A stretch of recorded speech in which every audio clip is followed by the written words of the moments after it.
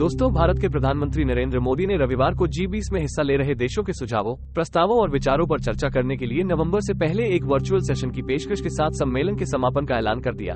प्रधानमंत्री मोदी ने कहा कि ब्राजील के औपचारिक रूप से G20 देशों की अध्यक्षता लेने से पहले भारत के पास 2.5 महीने का समय है और इसमें इन सुझावों पर विचार किया जा सकता है। उन्होंने one earth, one family, one future के रोडमैप के सुखद होने की कामना के साथ सम्मेलन में हिस्सा ले रहे देशों को धन्यवाद दिया। इस दौरान उन्होंने संस्कृत का एक श्लोक भी कहा, जिसका संबंध दुनिया में शांति और खुशी की कामना से है। अमेरिका के राष्ट्रपति जो बाइडेन समेत दुनिया भर से जुटे कई नेताओं ने भारत की अध्यक्षता की सराहना की। दोस्तों, क्या हुआ G20 सम्मेलन में, आपको देंगे सारी जानकारी। वीडियो के अंत तक बने रहें। दोस्तों, आगे बढ़ने से पहले कृपया आप हमारे चैनल को सब्सक्राइब कीजिए ताकि हम और ऐसी जानकारी वाली वीडियो आपके लिए ला सके। दोस्तों, सम्मेलन में कुल 3 सत्र हुए। 2 सत्र वन अर्थ और वन फैमिली शनिवार को और 1 सत्र वन फ्यूचर का आयोजन रविवार को हुआ। सम्मेलन में G20 लीडर्स डिक्लेरेशन घोषणा पत्र पर पहले ही दिन शनिवार को सहमति बन गई और पीएम मोदी ने इसके अडॉप्ट होने का ऐलान किया। ये सम्मेलन अफ्रीकन यूनियन को स्थायी सदस्यता दिए जाने के लिए भी याद किया जाएगा। सम्मेलन में हिस्सा लेने आए अमेरिकी राष्ट्रपति बाइडेन और तुर्की के राष्ट्रपति रेसेप तायिप एर्दोआन ने द्विपक्षीय वार्ता के दौरान संयुक्त राष्ट्र सुरक्षा परिषद में भारत की स्थायी सदस्यता की दावेदारी का समर्थन किया।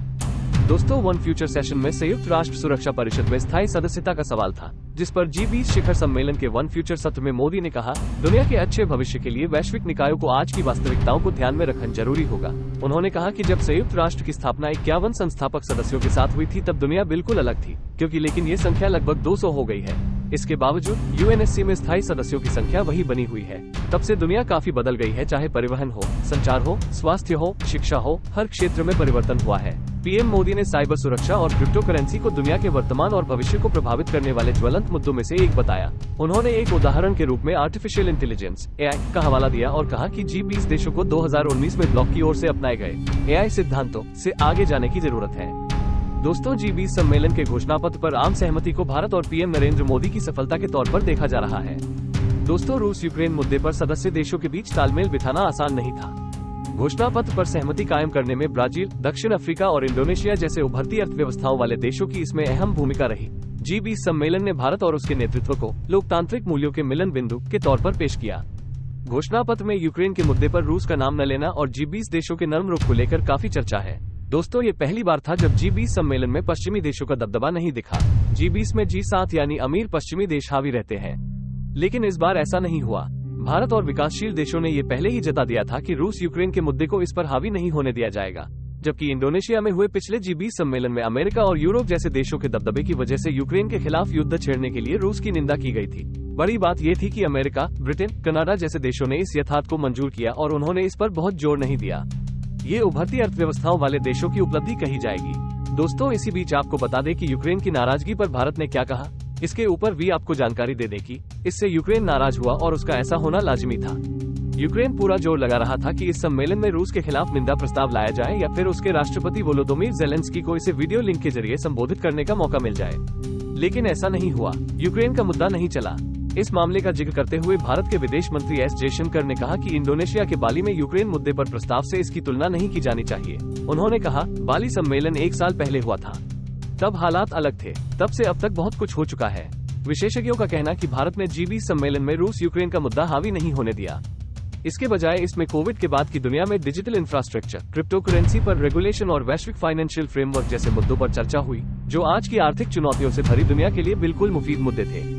दोस्तों, आपकी जानकारी के लिए बता दें कि किन देशों के साथ हुई द्विपक्षीय बातचीत। दरअसल सम्मेलन के भीतर भारत की 15 देशों के साथ द्विपक्षीय बातचीत हुई। अमेरिका ने बातचीत के दौरान 31 ड्रोन खरीदने के लिए भारत की ओर से अनुरोध पत्र जारी करने का स्वागत किया। मोदी और बाइडेन ने कहा कि दोनों सरकारें स्ट्रेटेजिक पार्टनरशिप पर काम करती रहेंगी और सेमीकंडक्टर सप्लाई चेन के लिए काम करेंगी। दोस्तों, ब्रिटेन के प्रधानमंत्री ऋषि सुनक और पीएम मोदी के साथ बातचीत में मुक्त व्यापार समझौते के साथ ही दोनों देशों के बीच आपसी व्यापार और निवेश में तेजी लाने की प्रतिबद्धता जताई गई। वहीं बांग्लादेश से सुरक्षा सहयोग, सीमा प्रबंधन, व्यापार और कनेक्टिविटी, जल संसाधन, बिजली और ऊर्जा सहयोग पर चर्चा हुई। दोस्तों, पीएम मोदी ने शुक्रवार को बाइडेन, बांग्लादेश की प्रधानमंत्री शेख हसीना और मॉरिशस के प्रधानमंत्री प्रविंद जुगनौथ के साथ द्विपक्षीय बैठक की। शनिवार को ब्रिटेन, जापान, जर्मनी, इटली से द्विपक्षीय वार्ता हुई। 10 सितंबर यानी रविवार को पीएम मोदी ने कनाडा के पीएम जस्टिन ट्रूडो से बात की और वहां खालिस्तानी अलगाववादियों को लेकर भारत की चिंता से अवगत कराया।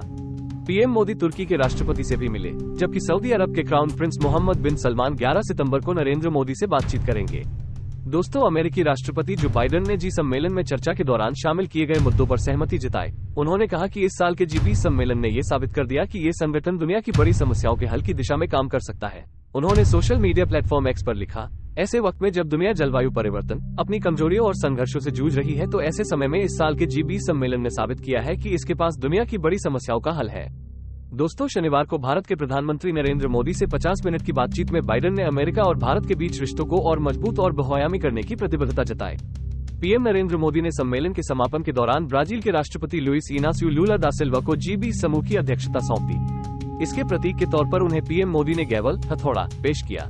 पीएम मोदी ने सोशल मीडिया X पर लिखा, भारत ने ब्राजील को गैवल दी। हमें अटूट विश्वास है कि वे समर्पण और दूरदर्शिता के साथ नेतृत्व करेंगे।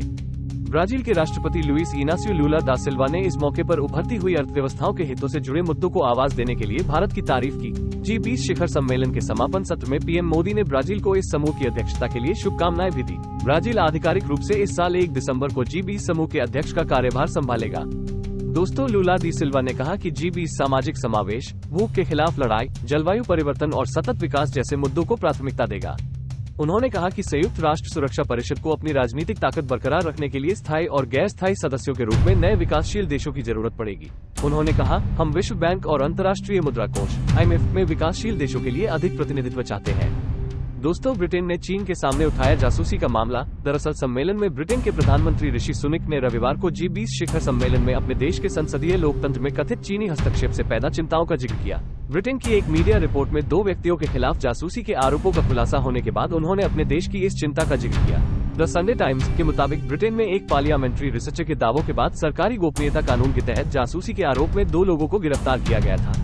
इस खबर के आने के बाद सुनक ने G20 सम्मेलन में चीन के प्रधानमंत्री ली कियांग से मुलाकात की। उन्होंने इस मुलाकात के दौरान ब्रिटेन की चिंता के बारे में उन्हें जानकारी दी। प्रधानमंत्री ने चीन के प्रधानमंत्री ली कियांग से मुलाकात की और ब्रिटेन के संसदीय लोकतंत्र में चीनी हस्तक्षेप के बारे में अपनी अहम चिंताओं से अवगत कराया।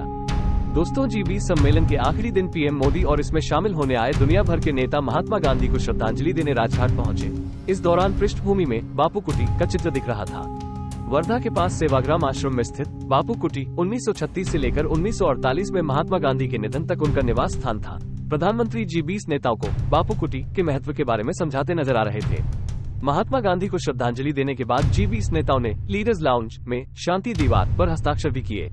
दोस्तों, इसी के साथ G20 सम्मेलन का 10 सितंबर का दिन भी खत्म हुआ और G20 सम्मेलन के बारे में आपको तकरीबन सारी जानकारी इस वीडियो में देने की कोशिश की है। दोस्तों, आगे G20 सम्मेलन पर क्या नया अपडेट आता है, जानने के लिए हमारे चैनल को लाइक करें, अपने दोस्तों के साथ शेयर करें और सब्सक्राइब करना न भूलें। हम जल्द ही एक और नए वीडियो के साथ वापस आ रहे हैं। धन्यवाद और फिर मिलते हैं।